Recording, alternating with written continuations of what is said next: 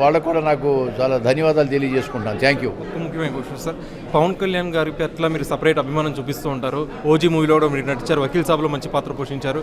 అయితే ఈ కవిలి వనం అనే సినిమా చెట్లుల్ని నరకవద్దు, పర్యావరణాన్ని రక్షించండి అనే కాన్సెప్ట్తో తెరకెక్కుతున్న మూవీ. రీసెంట్లీ పవన్ కళ్యాణ్ గారు కూడా శేషాచలం అడవుల్ని సందర్శించి ఆ అడవుల్ని ఖచ్చితంగా కాపాడాలని ఒక మెసేజ్ ఇచ్చారు ప్రెస్ మీట్ పెట్టి.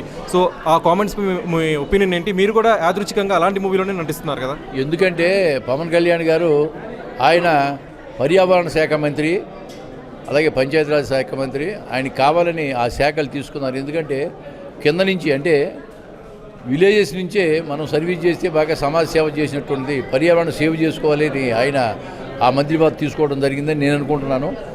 ఆయన చెప్పినట్లుగానే ఆయన ఉద్దేశం ప్రకారమే మా కలివి సినిమా కూడా ఉంటుంది. కలివనం సినిమా డెఫినెట్గా ఉంటుంది.